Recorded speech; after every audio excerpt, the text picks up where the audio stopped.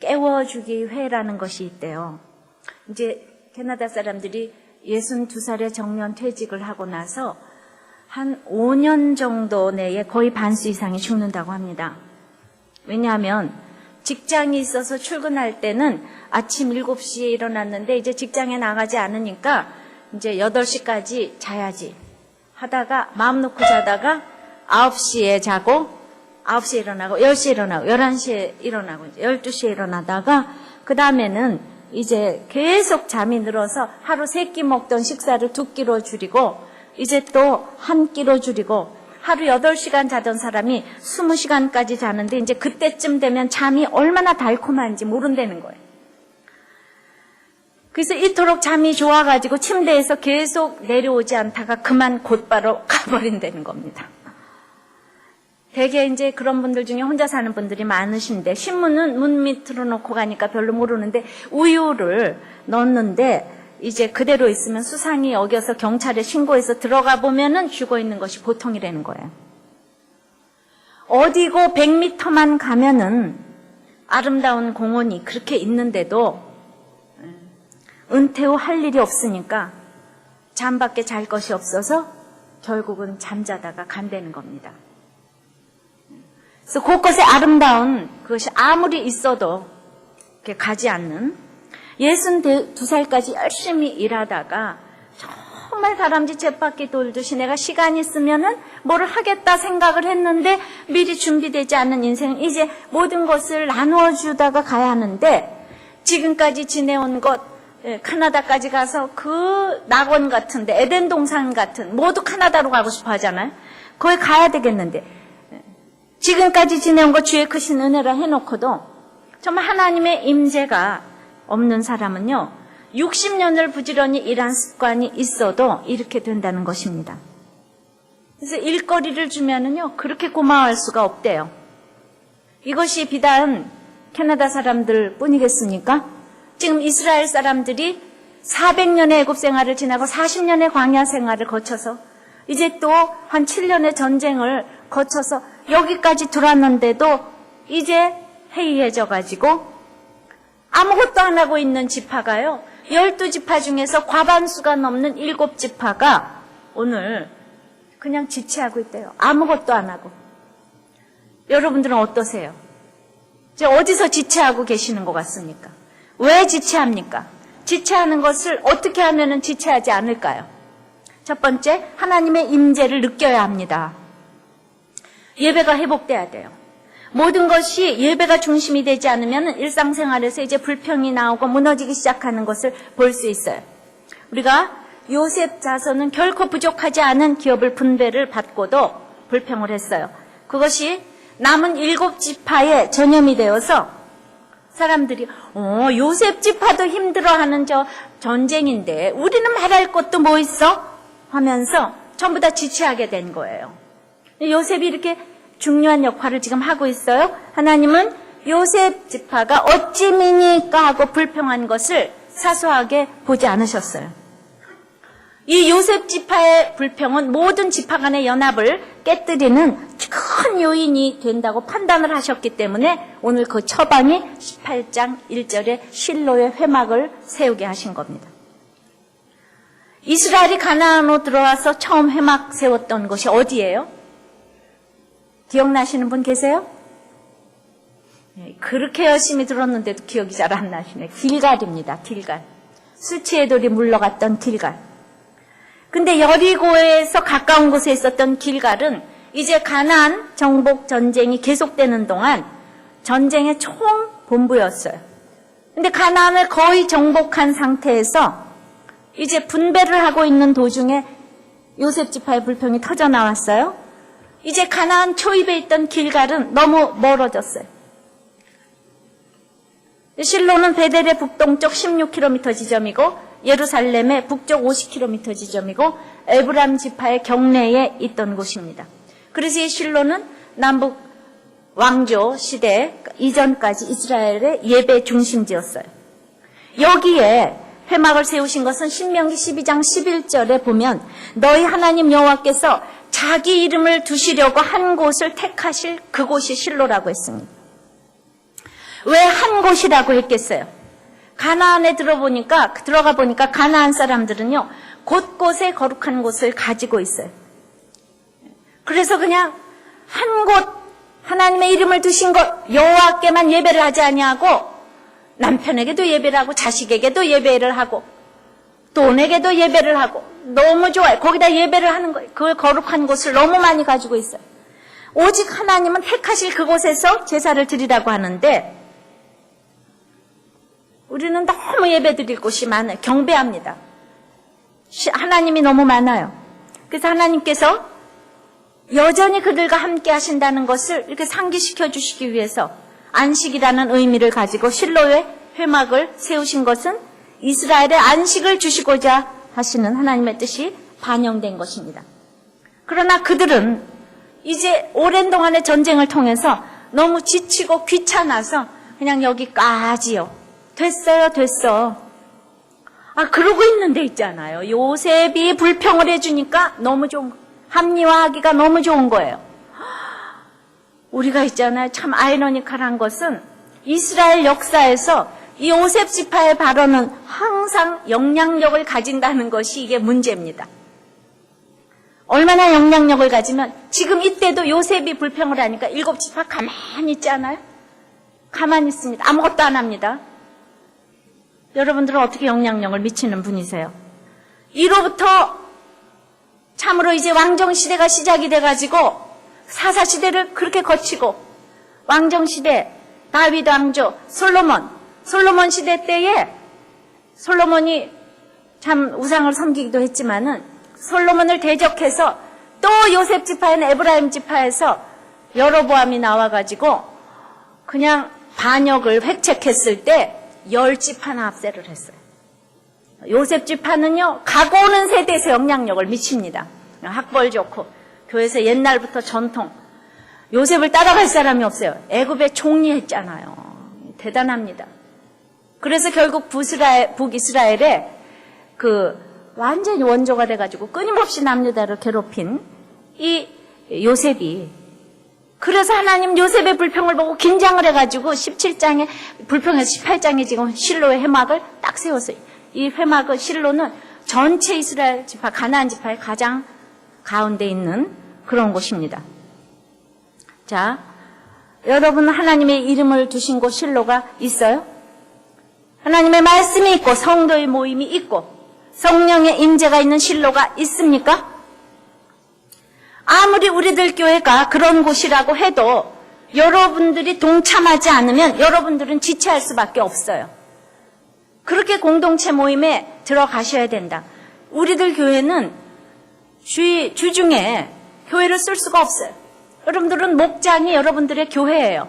작은 교회예요. 여기가 다시 말하면 여기가 큰 교회라고 하면 그 작은 교회. 일주일 내내 목자를 중심으로 거기가 목자가 목사님이에요. 부목자는 부목사님이에요. 그래서 제가 이제는 무슨 친교부장, 찬양부장까지 한번 좀 세워보시라고 그랬어요. 그 목장에서 모든 것이 이루어지고. 근데 보통 교회 같으면은 1년 정도는 가야지 되는데 우리들 교회가 사람이 많아지다 보니까 6개월 만에 이렇게 지금 바뀝니다. 그것은 그런데 간증이 없으면은 이 얘기를 또 해야 되지 않아? 그런데 언제나 툭 치면 나올 출애굽의 간증이 있어야 되기 때문에 여러분들은 늘 이렇게 훈련을 하기 때문에 어디 가서나 이게 훈련이 돼서 직장에 가서도 전도가 잘 되고 어디 해외를 가서도 전도가 잘 되는 거예요.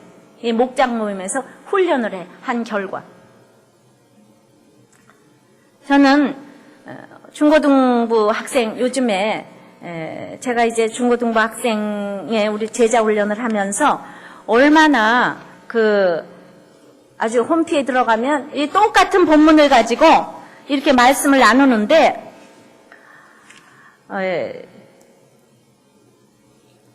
정말 같은 본문을 가지고 여러분들이 어른이라고 해서 하나도 더 적용을 잘하지 않아요. 홈피에 좀 들어가 보세요. 중고등부 나눔, 청년부 나눔도 들어가 보시지만은 진짜 제가 감사해요. 여러분들한테 이번에 좀 들려드리지 않을 수가 없어요. 이번에 우리 지영 간사의 결혼식이 있었어요. 그런데 이제 고등학교 1학년 아이들이 이렇게 왔다가 이제 끝나고 코엑스에 가가지고는 간식으로 햄버거랑 음료수를 사가지고 이제 자리에 딱 앉아가지고, 아유, 그냥 뭐 이렇게 잡담과 일상생활에서 일들을 조금 얘기하다가 보니까 그냥 우리가 꼭 임원들이 많이 하는 교회 일이 아니라 우리들도 얘기할 수 있지 않느냐. 이래가지고 2부 순서에서 오후 시간에 프로그램들 비전을 사용 이렇게 나와가지고 이런 얘기를 우리도 나눠보고 한번 글을 써볼까? 서로의 의견을 얘기해볼까? 그래서 얘가 그렇게 썼어요. 꼭 이런 얘기는 꼭 임원들만 하는 게 아니잖아. 우리들도 할 수 있어. 얘기를 하다 보니까 이것저것 너무 좋은 의견이 쏟아졌고 좋은 의견들이 나왔대요. 그러다 보니까 큐티를 또 빠질 수 없더래요. 그래가지고 빨리 오늘 하고 오늘 큐티를 못했는데 우리가 이럴 게 아니라 오늘 큐티를 좀 해보자. 그래서 요한복음 12장 1절서부터 11절 말씀을 가지고 한 절씩 읽고 각자 대강의 내용을 간추려서 말을 해본 다음에 우리에게 어떤 말씀을 주시는지 생각해 보았대요. 3절에 마리아가 매우 비싼 나들 향유약 300g을 가져와서 예수님의 발에 부었고 그 향기가 온 집안에 가득했는데 얘가 이걸 다 썼습니다. 이해하기로 하면은 이렇게 다 쓴 다음에 나중에 하는 얘기가 나의 헌신과 사랑이 나드 향유의 향기와 같음을 알았답니다. 예수님을 향한 전적인 사랑과 헌신을 통해서 그 향기가 반 친구들과 중고등부 전체 그리고 예수님을 모르는 친구들에게 믿지 않는 가족들에게 퍼진다는 이 향유의 향기가 온 집안에 가득하듯이 나의 헌신과 사랑이 다른 사람들에게 영향을 끼침을 알았답니다. 그래서 정말 우리에게 와닿는 구절이다. 그리고 5절부터 보면 또 유다가 이 향유를 팔아서 그 돈을 가난한 사람들에게 나누어주는 것이 좋지 않은가 했는데 이 말은 그가 도둑이었기 때문에 이런 말을 했다고 합니다. 그러니까 제가 다 읽지를 못합니다. 같은 향유를 두고도 마리아와 유다의 생각이 다른 것을 보고 이것이 우리들의 모습임을 깨달았답니다. 큐티 말씀의 그날 제목이 두 가지 시선인데 저희의 시선은 유다와 같음을 고백했고 교회에서 온전히 주님을 향한 목적과 한 가지의 시선으로 나아가기로 했습니다. 그렇게 할 때 예수님께서 저희와 항상 함께 해주심을 알았습니다.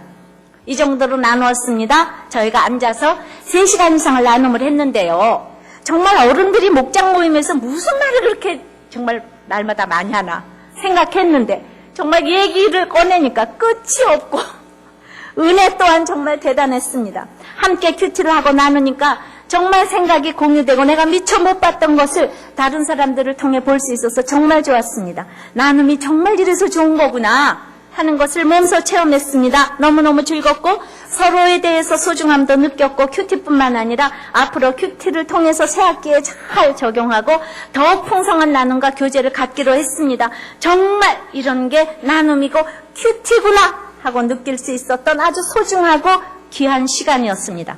할렐루야. 얘가 있잖아요. 누가 그냥 자기 동생 오게 해달라고 너무너무 기도해가지고 교회 온 지 몇 달 안 된 아이잖아요. 여러분 어른들 뭐 하시는 거예요? 내가 어렸을 때 이렇게 큐티하는 것이 저절로 우리가 이렇게 건물이 없어도요. 이 본질이 있으니까 제가 정말 너무너무 진짜 놀랐습니다. 그런 나눔들이 굉장히 많이 올라가 있어요. 자, 여러분들 하나님의 임재, 이 실로에서 날마다 예배가 회복되면은 이제 불평불만이 쑥 들어가는 거죠. 이렇게 모여가지고 그냥 간식 햄버거 먹고 그냥 영화나 갖고 끝날 건데 거기서 갑자기 이렇게 우리들 교회 사람들이 아이들이 모이니까 이런 거 꼭 임원만 하냐? 나누기 시작한 게 이렇게 은혜스러운. 그러니까 우리가 이제 모이면 쓸데없는 얘기를 안 하게 됐잖아요. 어려서부터. 할렐루야. 네, 두 번째는 하나님이 아무리 주셔도 사람이 취해야 해요. 1절에 보면은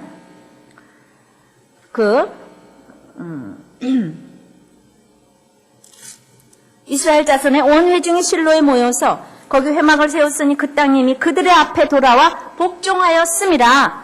그 땅은 이미 그들의 앞에 돌아와 복종하였다고 했어요. 근데 우리는 이것을 믿지 못하지요. 이미 복종했어요. 이미의 하나님이라 그러죠. 근데 아직 취하지 못한 게 있다고 그래요. 예수님의 그리스도의 그 초림 사건으로 십자가에 못 박혀서 부활하신 후에 사단은 결박됐습니다. 사단이 아무리 으르렁거려도 결박되었어요. 두려워하지 말아야 되는데 이 사람들은 가지각종 그 변명과 핑계거리로 이렇게 지금 그 지체를 하고 있는 거죠. 부지런한 유다, 또 불평 많은 요셉이 중요한 그 땅을 다 차지하고 욕심 많은 르벤, 맏아들도 땅을 차지했는데 이것도 저것도 아닌 7지파는 아무것도 취하지를 못하고 있는 거예요. 뭘까요? 그건 전 게으름이라 생각합니다. 내 열심이 하나님의 열심을 앞서는 것도 문제이지만은 모태신앙이라고 해서 저절로 되는 것도 아니에요.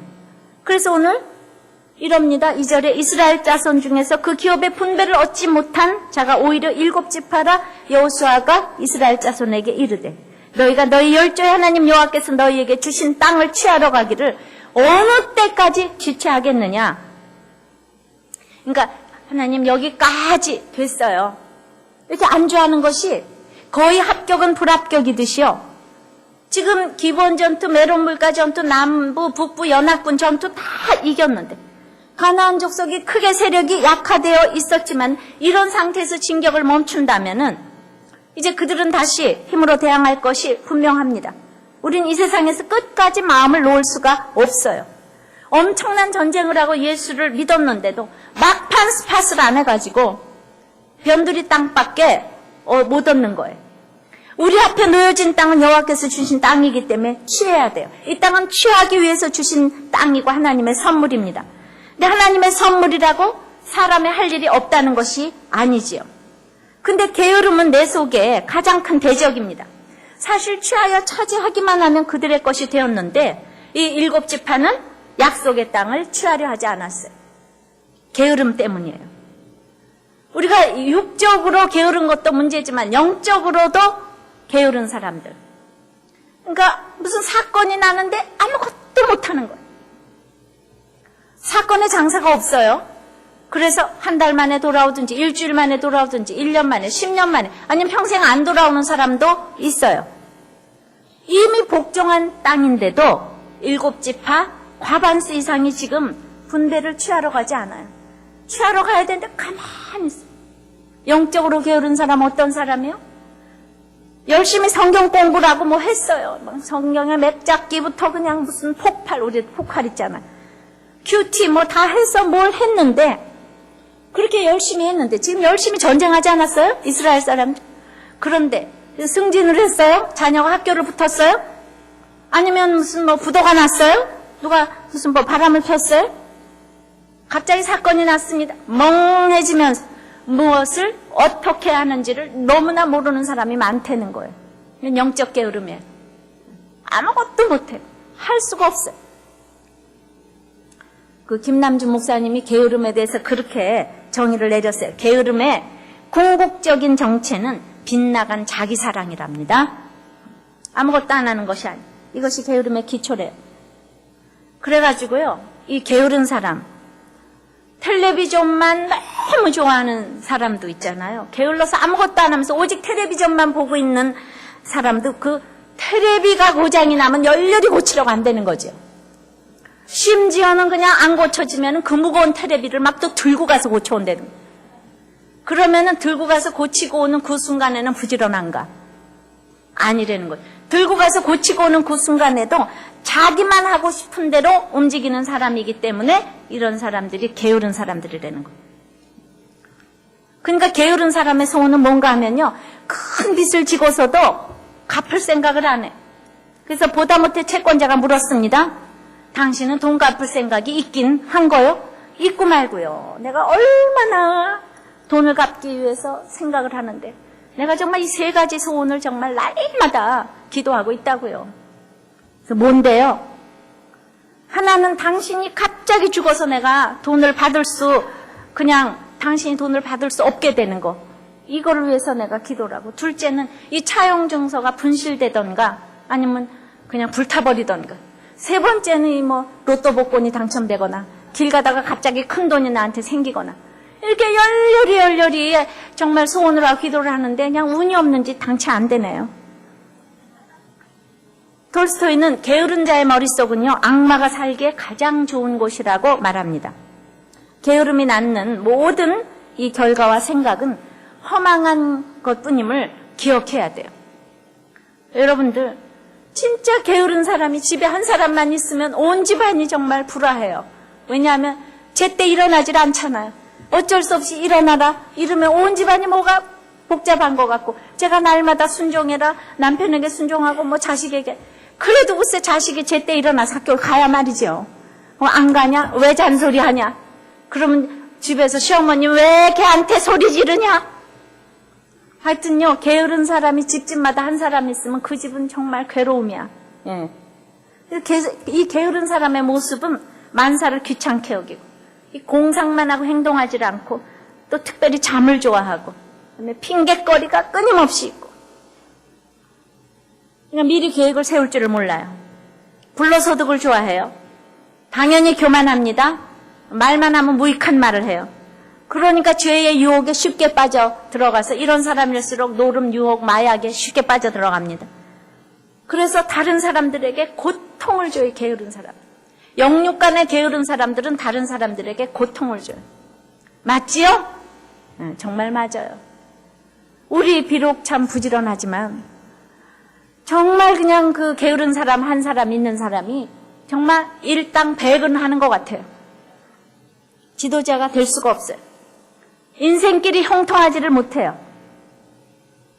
자, 이렇게 지체하고 있는 성도들에게, 그래 당신이 오라, 때가 되면은 뭐 부지런해지겠지, 이거 가지고는 안 된다는 거예요. 여호수아처럼, 오늘 3절의 여호수아처럼 어느 때까지 지체하겠느냐, 깨워야 하는 거예요. 오늘날 교회에서 이렇게 잠을 깨우게 하는 메시지가 없다면, 밤낮 졸기만 하는데도 깨우게 하는 메시지가 없다. 그래서 정말 말씀을 듣고 어찌할꼬 하는 회개와 돌이킴이 없다면, 교회가 날마다 자장가만 불러주고, 그리고 거짓된 평안 속에서 사람들을 달래주면 사실 거짓된 공동체 아니겠습니까? 교회 와서 자도 교회 와서 자라, 그거 너무 좋죠. 근데 1년 2년을 자면은 여호수아처럼 야단도 좀 쳐야 돼요. 교회 와서 시작하면 그래도 교회 와서 자니 얼마나 이쁘냐. 그거는 몇 달이죠, 몇 달. 그래도 날마다 잠을 자는 거 어쩔 수 없어요. 그래도 오셔야 돼요, 잠을 자도. 근데 왜 어느 때까지 이렇게 좀 더 자자, 좀 더 졸자 하겠느냐. 잠언 6장 말씀처럼 내 빈궁이 강도같이 오고 곰핍이 군사같이 이르리라. 이런 말도 좀 해줘야 돼요. 그래서 오늘 여호수아는 4절에 처방을 내립니다. 3사람씩 뽑아서 지도를 그리게 하래요. 너희들이 왜 이 가나안 땅에 들어왔는데도 이렇게 가만히 있니? 할 일을 줘야 돼요. 62살 은퇴한 후에 할 일을 미리 마련해 놓고 은퇴하는 사람들은요, 90세 이상 장수를 한대요. 근데 직장이 없는 사람들은 깊은 잠에서 깨어나지 못하기 때문에, 그래서 서로 깨워주기 회를 조직해가지고 당번이 된 사람은 그렇게 늘 회원을 깨워주는 전화 걸기에 바쁘다는 거예요. 그러므로 우리들에게 할 일을 주신 하나님께 얼마나 깊은 감사를 드려야 되는지 모릅니다. 여러분도 할 일 있어요? 저희들 교회가 아까 이렇게 목자, 부목자가 있다고 그랬어요. 그러니까 목장 스케치하는 거 힘들잖아요? 근데 이제 홈페이지에 올라옵니다. 홈페이지에 올라와요. 그런데 그러면 이제 전체 여러분들이 하는 일이 참 사소해 보이지만은 전체의 그림을 들어오게 해서 앞으로 쳐서 취해야 될 땅이 무엇인지를 앞으로 다시 재편성할 적에 그 밑그림이 되는 거예요. 아, 여긴 이런 분들이 모여 있구나.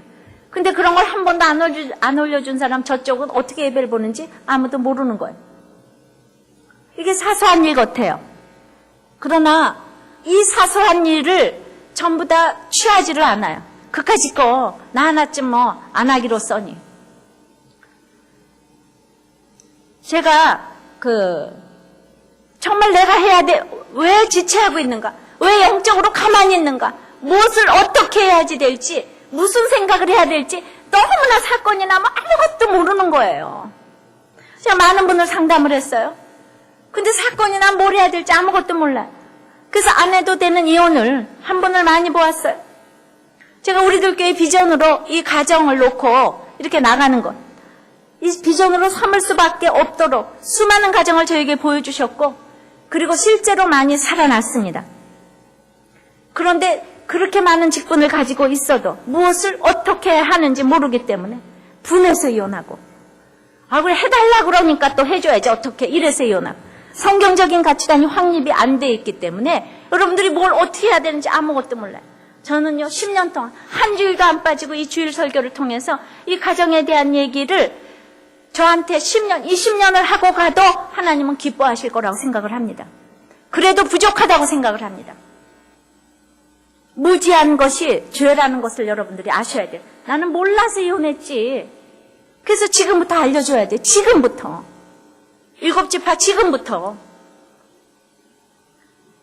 영적 부지런함은요, 그냥 오는 것이 아니에요. 베드로후서 1장 5절에 보면 힘써서 우리 믿음의 덕을 덕에 지식을, 지식의 절제를 절제의 인내를, 인내의 경건을, 경건의 형제 우애를, 형제 우애의 사랑을 공급하라. 믿음부터 한 단계 한 단계 가는데 넘어져 보지 않은 사람들이 어떻게 한 단계 업그레이드 되겠습니까? 이 일은 힘써서 해야 되는 일이기 때문에 똑똑한 사람보다는, 재능 있는 사람보다는 이 힘써서 하나님께서 참으로 공급해주는 사람은 어떤 사람인가 하면은 넘어질 때마다 일어나는 사람들에게 믿음의 덕을 공급하는 거예요. 덕의 지식을 공급하는, 절제를, 인내를 공급하는 것입니다. 똑똑한 사람에게는 이게 공급이 안 돼요. 그러니까 넘어지는 일이 있는 것이 축복이라고 밖에는 말을 할 수가 없는 것입니다. 교회의 부흥은 사람이 많이 모이는 것도 부흥이겠지만 넘어질 때마다 하나님 앞에서 자기의 죄를 보는 것이, 이게 성령의 공동체가 되는 겁니다. 그래서 이렇게 넘어지지 않냐고 어떻게 가만히 있어서 취할 수가 있겠습니까? 어떤 이상한 사람에게도 우리는 나가야지 돼요. 어떠한 힘든 땅이라도 우리는 지체하면 안 돼요. 지체하지 말고 이제는 나가야 돼. 이번 주일에도 보니까 서강대학교의 영문과 교수 장영희 씨는 암이었어요. 3년 전에 완치됐던 유방암이 척추암으로 전이가 돼가지고 불가피하게 이제 어쩔 수 없이 수업을 좀 중단하다가 이번 학교에 복귀를 했습니다. 가망이 없어요, 앞으로.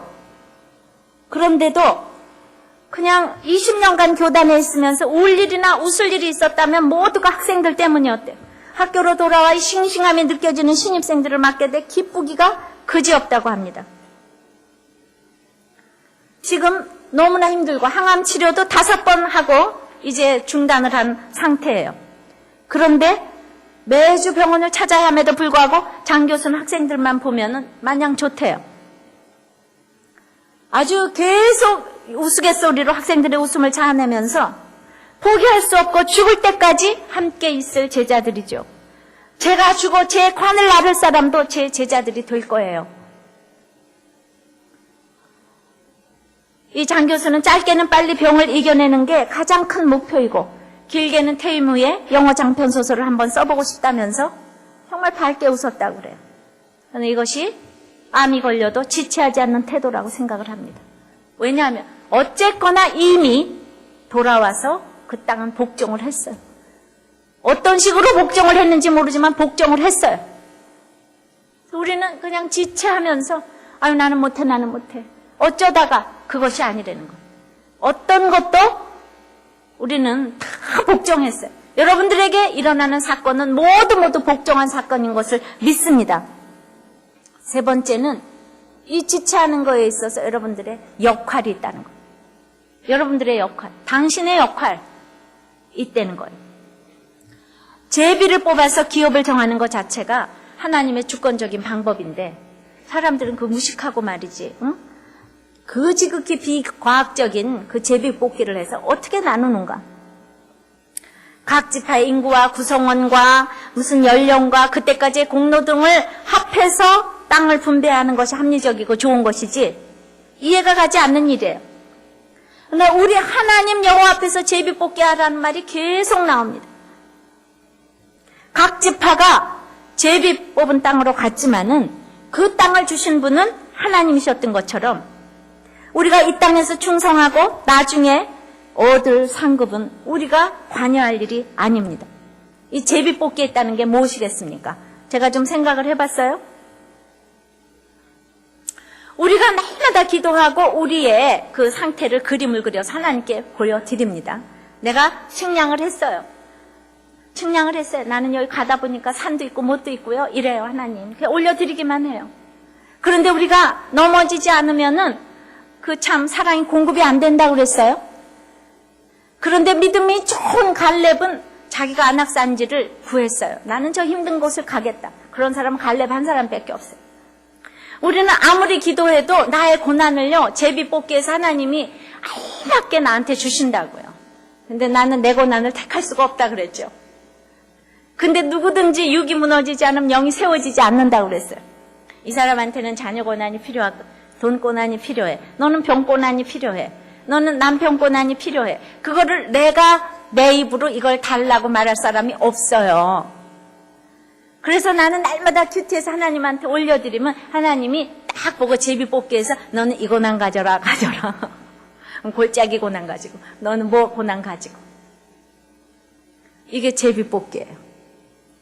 근데 그게 하나님은 선물을 문제라는 포장지로 딱 싸서 나한테 주는데 그 문제를 딱 풀으면 그 앞에 큰 선물이 있는 거예요. 그 속에. 마찬가지로 정말 하나님께서 나에게 주실 상급은 이 나중에 천국에 가서 듣도 보도 못한 선물을 나한테 주실 것이에요. 그것에 대해서 나보고 하나님이 주시는 것과 인간이 선택하는 거는 그러니까 비교할 수가 없는 거. 그래서 우리는 날마다 하나님의 말씀을 읽고 듣고 하나님 뜻대로 살겠어요 하고 가면은 고난도 하나님이 선택해서 주는 거는 이건 선물 중에 선물이라는 겁니다. 근데 나는 고난 줄까 봐 예수 못 믿어 이러면 지체하고 있다가 땅도 뺏기고 천국에도 못 가는 거예요. 하나님께서 나를 사랑하심을 입고 정말 부르심을 입은 사람은 예수 그리스도를 위하여 지키심을 입은 자래잖아요. 주님 때문에 나를 어떤 사건을 주셔도 지키신대잖아요. 그래서 제비뽑기 하는 거예요.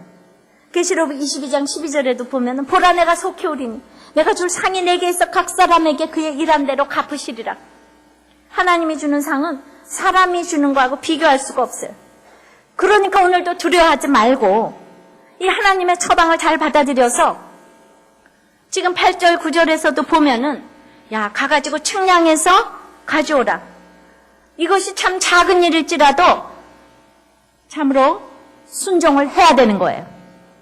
우리가 전쟁을 통해서 여호수아처럼 막 장군이 되고 막 그 한 땅을 갖다 점령하고 이렇게 눈에 보이는 거는 다 좋아하지만은 측량해서 지도해서 그려오라는 거 이게 너무 하찮아배가지고 누가 이 일을 하고 싶겠어요. 오늘 우리들 교회가 이 명패를 이거 다루라고 그랬는데 그런 일 하는 거 누가 하겠어요? 여기가 예배를 보도록 어저께까지 다 와서 여기 다 깔아놓고 의자 까는 거 이거 여러분들 누가 하겠어요? 이렇게 나와서 설교하는 것만 하고 싶지. 응? 가족 찬양만 하고 싶지. 안 그래? 그러나 이제 여호수아의 처방을 받아들여서 이 사람들이 처방을 받고 지도를 가서 다 그려오라 측량해라. 이 일은 얼마나 위험한 일인지 적의 치하에 들어가서 그 형태를 그려오는 것은 생사를 거는 전쟁이라는 거예요. 붙들리면 죽음을 면치 못하는 일입니다. 그러나 본문에 나타난 7지파의 3명씩 21명의 일꾼들은 이 여호수아의 지시를 정확히 수행해서 두루다니며 그리라는 명령을 완벽하게 수행을 했어요. 이제 나의 역할을 알아야 돼. 작은 일에 완벽하게 충성하는 일이 하나님 앞에서 하는 일이에요. 그래서 이제 제비뽑기에 충성할 수 있는 사람들은 이렇게 하나님의 명령을 작은 일이라도 충성하는 사람. 그러면은요, 영적으로 게으를 수가 없어요. 오늘 주신 거 내가 그동안 휴티한 것의 결론이니까. 내가 말씀 보고 교회 다닌 것의 결론으로 내 남편이 바람피고 자식이 속색이는 것이지. 이렇게 해석을 하실 수가 있는 거예요. 가장 좋은 거. 이 집 안에 이제 예수가 들어오게 하려고 여기서 내가 본을 보임으로 말미암아 야 저렇게 감당하지 못할 일이 왔는데 내가 예수 그리스도 때문에 평강을 볼 수 있다면 우리 집에 그냥 3, 4대 내려온 저주의 모든 예수 그리스도를 대적하는 신이 물러가는 거예요.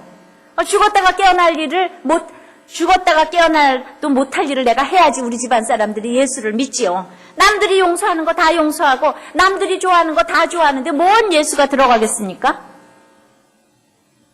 그러니까 오늘 여러분들이 작은 일에 충성하는 사람은 어떤 일도 기쁘게 받는데 여러분들이 날마다 요셉처럼 인정받는 것만 좋아하니까 여러분들 가운데 주신 일들을 인정을 하지 못하는 거예요. 그래서 영적으로 게을러서 가만히 있고 지체하는 거예요. 요셉도 안 했는데 뭐. 저 서울대학 나오고 하버드 나온 사람도 못했는데 뭐. 저는 이미 얻은 구원이지만 아직 이루어지지 않은 구원을 위하여 우리는 중단할 수 없는 이 구원의 완성을 위하여 나가야 할 것입니다. 자기의 역할을 찾아서 최선을 다하는 모습이야말로 그 모습이 아닐까 생각을 하면서 또 우리 중고등부에 올라온 다른 학생의 제가 나눔을 하나 또 읽어드리겠어요.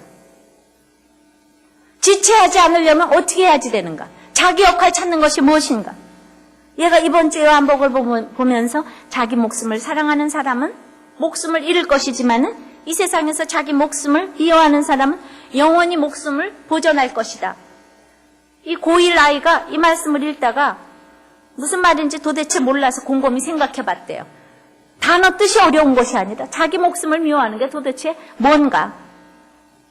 자신의 물질을 아끼고 자신에게 해가 되는 것을 하지 않는 그런 사랑을 말하는 것 같았는데 이런 사람은 목숨을 잃고 자기 목숨을 미워하는 사람. 여기서 자기 목숨을 미워한다는 것은 마치 미랄처럼 자신의 목숨을 희생하는 다른 사람을 위해 봉사하는 그런 사랑이라고 생각됩니다. 그런데 제가 적용을 한 가지 좀 하겠어요. 제가 고등학교 1학년이 되어가지고 이제 입학을 해가지고 반 배정을 받고 담임선생님 만나고 입학식을 마치고 난 후에 정해진 반에 들어와서 선생님과 만남이 있었대요. 선생님 말씀이 다 끝나고 선생님은 서기 임시반장 그런 직책을 뽑았대요. 근데 친구들하고 말하기를 그런 직책을 다 맡으면은 가산점을 받는데요. 앞으로 이제 입학시험에 필요한 가산점. 그래서 손을 마구 들었대요. 그래서 다 정해졌는데 하나도 못 맡았대요. 근데 조금 있다 선생님이 선생님 심부름할 사람하고 잡다한 일을 할 사람을 뽑았대요. 그런데 그거는 가산점이 없대요. 그래서 손을 안 들었대요. 그런데 그런 잡다한 일 봉사하는 데는 아무도 손을 안 들었대요. 그래서 집에 와서 큐티 말씀을 읽어보니까 이 미랄이 죽으면 많은 열매를 맺는다고 그랬는데 자신의 목숨을 미워하면 영원히 목숨을 보존할 것이다. 저는 이 말씀을 보고 제 행동에 대해 참 많이 반성했습니다.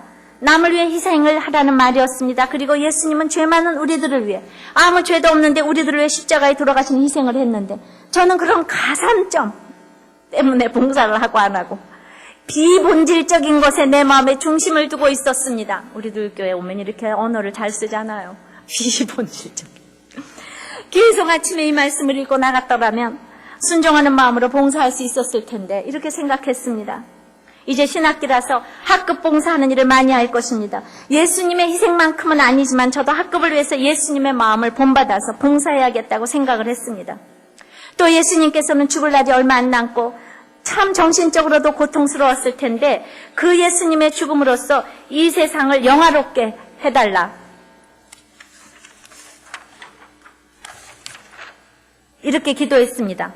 내가 만약에 이렇게 절박한 상황이 되면 하나님께 그냥 살려달라고 도와주세요. 제 목숨을 살려주신다면 정말 착하게 살게요. 이렇게 기도할 것인데 예수님께서는 믿지 않는 자들을 위해 기도하십니다.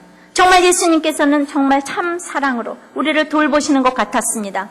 저도 이제부터 기도할 때 나만을 위한 이기적인 기도가 아니라 주위를 둘러보고 힘든 사람은 없는지 아픈 사람은 없는지 기도하고 또 지금 예수님을 믿지 못하는 사람들을 위해 기도하기를 원하고 또 이번 제자훈련을 통해서 믿음이 좀 더 확실해지고 주님을 위해 많은 일을 하기를 원합니다. 이상으로 3월 3일자 큐티 적용을 마치겠습니다. 저는요 정말 아이들은 이렇게 빨리 교육시키기 나름이구나. 제가 여러분들이 지금 40대, 50대, 60대 오셔서 큐티를 해도 적용이 안 돼요. 적용이. 그런데 이렇게 어린아이로 내려갈수록 하루라도 빨리 말씀을 보면 이러한 내용도 깊이 묵상을 할 뿐더러 글도 잘 쓰고 적용도 잘하고 저는 아주 우리들 교회 청소년 여러분들에게 엄청난 비전을 가지고 있습니다. 분명히 이렇게 말씀대로 되어가면은 크나큰 일꾼들이 많이 나오리라고 생각을 합니다. 여러분들이 오셔서 은혜는 받아도, 작년 여러분들은 은혜를 받아도 한 가지 적용을 못하는 걸 제가 알아요. 그래도 오세요. 결혼 문제가 뭐 아무것도 적용 못해요. 그래도 오세요. 아이들은 이렇게 다릅니다. 아주 그냥 그 코엑스 한복판에서 큐티 했대잖아요. 여러분도 하겠어요? 얘들아 큐티 해라. 100번 그래도 여러분들 같으면 코엑스 한복판에서 하겠어요? 시끄러운데. 야, 남들이 쳐다보면 어떡해. 그러잖아요. 너무나 비전이 있고, 야, 이렇게 정말 교회도 없고, 이렇게 모이는데도 이 큐티가 있으니까 곳곳에서 역사가 이렇게 일어나는구나. 여러분들이 들어가서 읽어보시고, 여러분들은 애들을 시키려면 시키고 말려면 마세요. 저는 참으로 그 자기 역할, 얘가 지금 자기 역할을 지금 찾았지 않습니까? 어떤 환경에서도 자기 역할, 지금 학생의 본분으로서 지금 잡다하는 역할, 그 역할이 사소해 보이지만은 그런 사소한 일을 하는 사람들에게 하나님께서는 정말 이 땅을 우리들에게 다 맡긴다고 하시는 것입니다. 그것 때문에 7지파가 땅을 얻게 됐잖아요.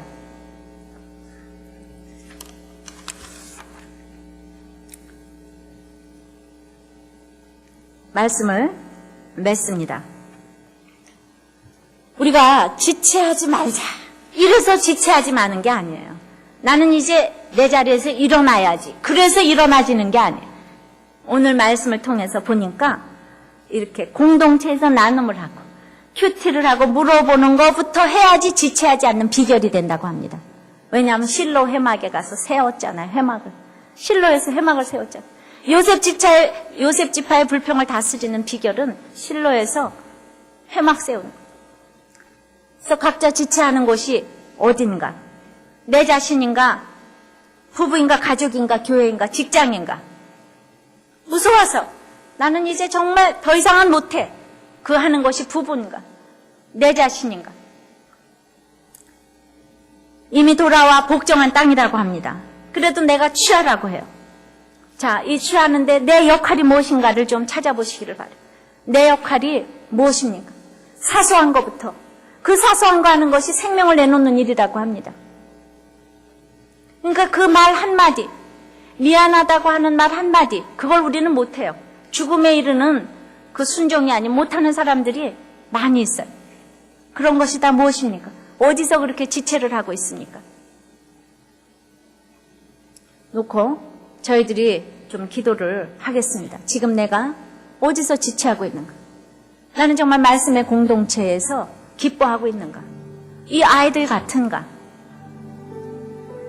그래서 각자 좀 기도를 하시고 오늘 특별히 여러분들에게 해옥자매의 정말 회복을 위해서 기도해 주기를 부탁합니다. 우리 하영재 목사님이 그러시더라고요. 자기가 6번이나 암이 재발이 됐는데 정말 우리 주님의 7가지 권세를 다른 거는 다 믿는데 그 치유의 권세는 왠지 안 믿어지는 그런 게 있었는데 뭐 이번에 그게 믿어진다고. 그래서 저는 그냥 그게 무슨 말씀인지 잘은 모르지만은 그저 해옥 자매가 좀 정말 치유가 되기를 바라요. 그러나 우리 장영희 교수처럼 우리가 내일 일을 모르지만은 이제 어디에 있든지 지체하지 아니하고 정말 주님을 위해서 쓰여져야 되겠지만은 우리의 또 기도가 하늘나라의 상달이 돼서 가장 최선의 것으로 제비 뽑아서 주실 줄을 믿습니다. 배옥자매에서 또 기도하시고 각자 여러분들을 위해서 기도하시기를 바랍니다. 다 같이 기도합니다. 하나님 아버지, 우리 각자 지체하지 않기 위해서 아무리 애를 써도 내가 지체하지 않아야지, 그래서 지체하지 않는 것이 아니라 오늘 지체하지 않기 위해서 실로의 회막을 세우라고 하십니다. 주님, 말씀의 공동체, 성령의 공동체, 성도의 모임이 있는 곳에 아버지 하나님 내가 동참함으로 말미암아 하나님께 물어보면서 아버지 하나님 나아가는 저희들이 되기를 원합니다. 오늘 특별히 주님께서 말씀하시기를 이미 그 땅은 돌아와서 복종되었다고 합니다. 두려워하지 않게 도와주시옵소서. 이제 이 모든 환경에서 나에게 주신 역할, 아버지 죽을지도 살지도 모르는 그곳에 측량하고 지도 그려오는 일이 사소한 일 같지만은 아버지 하나님 그 뒤에서 복종하는 것, 뒤에서 순종하는 것이 얼마나 나라를 살리는 일인지를 오늘 알았습니다. 주님, 오늘 내 역할을 찾게 하여 주시옵소서. 내 역할에 순종할 때에 아버지 하나님, 이제 우리가 이 지체하지 않는 비결인 것을 배웠습니다. 주님, 참으로 우리들을 하나님께서 불쌍히 여기셔서 이 땅에 보내주셔서 주님을 알게 하셨는데 우리를 키워가기 위해서 여러 가지 사건을 주십니다. 주님께서 아버지 하나님, 우리들의 이 사소한 일에 복종하는 헌신을 받으시고 주님께서 제비 뽑으셔서 우리들에게 가장 알맞는 사건을 날마다 내려주시는 것을 믿습니다. 좋은 일이나 슬픈 일이나 아버지 기쁜 일이나 이 모든 것 주님께서 제비 뽑아주신 사건인 줄을 믿고 주님의 선물로 알고 받아들이기를 간절히 원합니다. 주님, 이렇게 마음의 생각이 주님의 음성으로 해석되어지는 저희들이 되기를 원합니다. 아버지 하나님, 가장 좋은 것을 주셨습니다. 받아들이기를 원합니다. 주님, 도와주시옵소서. 특별히 오늘 해옥자매 회복을 위해서 기도하오니 주님, 살려주시옵소서. 아버지 하나님, 회복시켜 주시옵소서. 그의 모든 것들, 외모와 글과 아버지 음성으로 주님을 찬양하기를 원합니다. 주님을 증거하기를 원합니다. 그러나 우리들의 기도를 받아주셔서 하나님께서 가장 제비뽑기로 가장 좋은 것을 주실 거함도 믿습니다. 주님, 도와주시옵소서. 살려주시옵소서. 우리들의 모든 각자 가정에 주님께서 가셔서 임재하심으로 말미암아 우리들에게 아버지 하나님 기쁨과 평강을 주시옵소서. 예수님 이름으로 기도하옵나이다. 아멘.